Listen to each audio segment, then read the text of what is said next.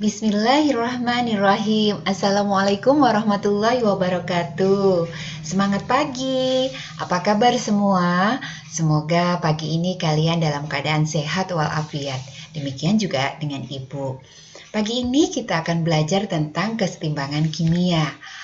Oke, sebelum belajar seperti biasa, mari kita lihat dulu indikator pencapaian kompetensi yang harus kalian kuasai pada konsep ini antara lain, kalian harus mampu menjelaskan pengertian reaksi kesetimbangan, kemudian menentukan tetapan kesetimbangan, dan mengkomunikasikan secara tertulis nilai tetapan kesetimbangan dari data yang diberikan.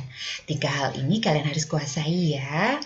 Sebelum belajar lebih jauh, mari kita lihat apa sih kesetimbangan kimia dalam kehidupan sehari-hari kita. Gambar apakah itu? Ya, itu adalah gambar dari darah. Kenapa Bu mengambil contoh darah? Karena di dalam darah ada proses reaksi kesetimbangan. Pada saat darah atau hemoglobin mengikat oksigen, maka akan terbentuklah reaksi reversible, dapat balik. Reaksinya seperti yang Ibu tampilkan ya. Untuk memahami peristiwa ini di dalam tubuh kita, kalian bisa belajar di biologi. Nah, itulah dekatnya kimia dengan berbagai ilmu pengetahuan yang ada di sekitar kita. Kalau kalian sudah tahu manfaat dari kesetimbangan kimia, kalian harus lebih banyak bersyukur bahwa Allah menciptakan begitu banyak nikmat buat kita. Baik, mari kita mulai. Berdasarkan arah reaksinya, reaksi kimia dibedakan menjadi 2. Ada reaksi reversible dan ada reaksi irreversible. Kita bahas satu persatu ya. Reaksi irreversible atau reaksi satu arah atau juga disebut reaksi tidak dapat balik adalah reaksi yang hanya berlangsung pada saat terjadinya pembentukan zat-zat menjadi produk.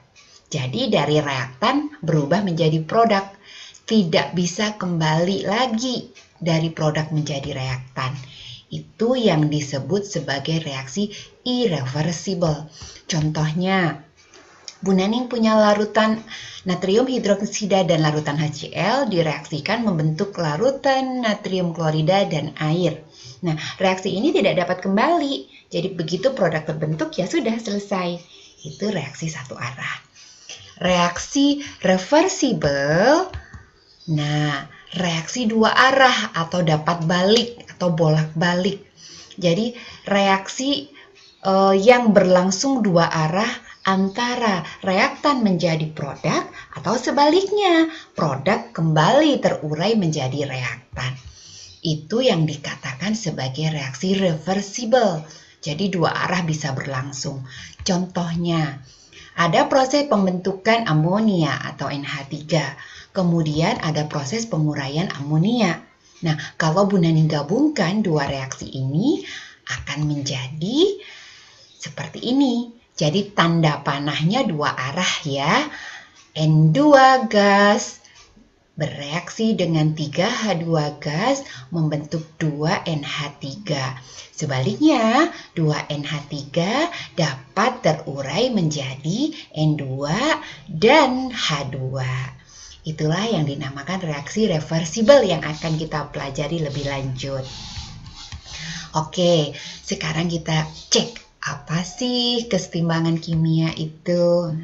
Bu Naning punya reaksi A ditambah B dengan koefisien masing-masing berkesetimbangan, begitu membacanya, menghasilkan C ditambah D dengan koefisien masing-masing. Kalau kita lihat kurvanya reaksi kesetimbangan seperti ini.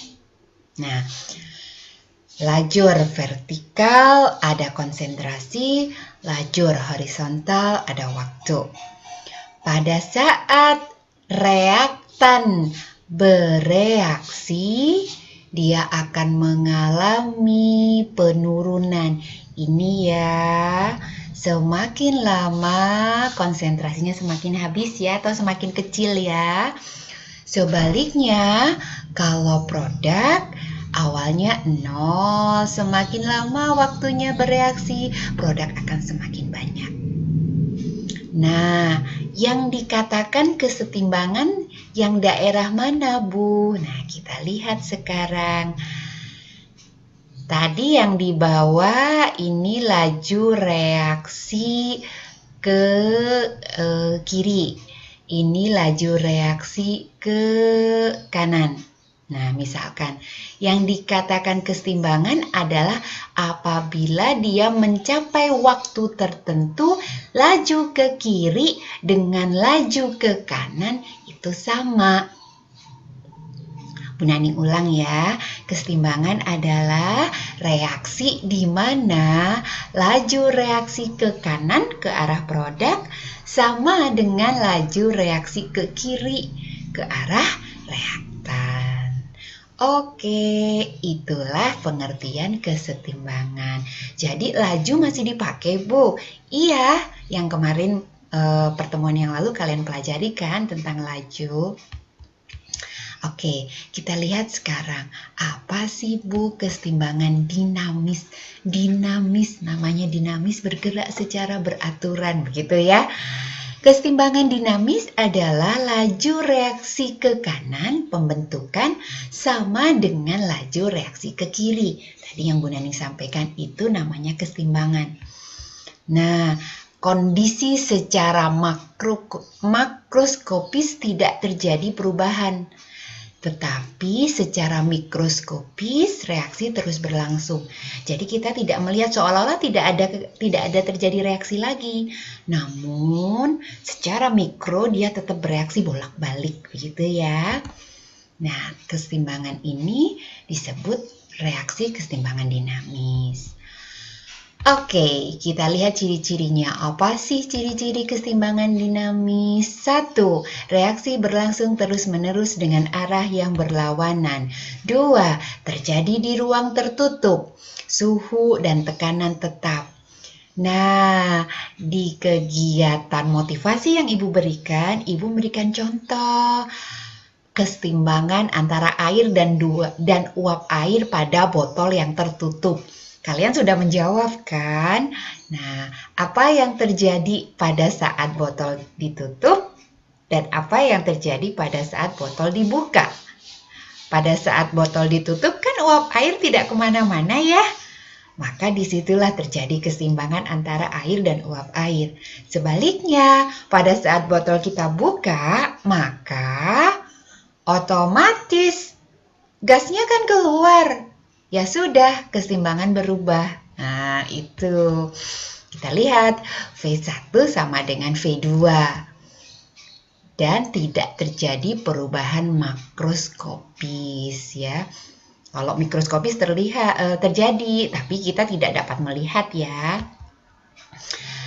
Semua komponen yang terlibat dalam reaksi keseimbangan walaupun kita tidak bisa melihatnya, tapi dia tetap ada. Itu dia. Sekarang kita lihat macam-macam keseimbangan. Keseimbangan ada dua, ada keseimbangan homogen dan ada keseimbangan heterogen. Oke, keseimbangan homogen adalah keseimbangan yang komponennya satu fasa. Jadi kalau gas semua, kalau cair semua. Kita lihat contohnya, apa yang keseimbangan gas. Nah, ada SO gas ditambah O2 membentuk 2SO2. Nah, itu keseimbangan gas-gas. Kemudian kita lihat keseimbangan cair-cair ya, fasenya. Ada NH4OH berkesetimbangan membentuk NH4+ dan OH-. Nah, semuanya dalam bentuk larutan aqueous. Oke, kita lihat kesetimbangan heterogen. Apakah kesetimbangan heterogen, Bu? Kesetimbangan yang terdiri dari dua fasa atau lebih. Jadi wujud zat yang terlibat dalam reaksinya macam-macam. Ada padat, ada gas, ada cair, ada aqueous. Nah, contohnya di bawah ini. CaCO3 berkesetimbangan membentuk CaO dan CO2 ya. Kalsium karbonat ya. Nah, ini kalian lihat ada padat gas, kemudian ada cair dengan gas. Nah, ini masih padat aqueous ya, sistem cair dengan aqueous. Nah, ini ya, kita lihat. Oke, sekarang kita lihat ada hukum kesetimbangan menurut Gilbert Wedge. Hasil kali konsentrasi kesetimbangan zat di ruas kanan dibagi dengan hasil kali konsentrasi kesetimbangan zat di ruas kiri, masing-masing dipangkatkan dengan koefisien reaksinya mempunyai harga yang tetap pada suhu tetap, atau besarnya konstanta kesetimbangan dalam suatu reaksi kita beri lambang Kc. Konstanta kesetimbangan adalah hasil kali konsentrasi zat-zat hasil reaksi dipangkatkan koefisiennya dibagi hasil kali konsentrasi zat-zat bereaksi dipangkatkan juga koefisiennya. Itu cara menghitung Kc. Kita lihat bagaimana tetapan kesetimbangan konsentrasi atau Kc. Untuk reaksi A ditambah B dengan koefisien M dan N menjadi berkesetimbangan membentuk C dan D dengan koefisien P dan Q, maka harga Kc-nya dapat ditulis Kc sama dengan konsentrasi C pangkat koefisien P, konsentrasi D pangkat koefisien Q. Ini ya, P itu yang ini, Q itu yang ini, C yang ini, D yang ini. Kemudian konsentrasi A pangkat koefisien M, konsentrasi B pangkat koefisien N. Nah, ini A pangkat M, B pangkat N. Mudah-mudahan bisa dipahami ya sampai sini. Kita lihat contohnya. Bu Naning berikan contoh.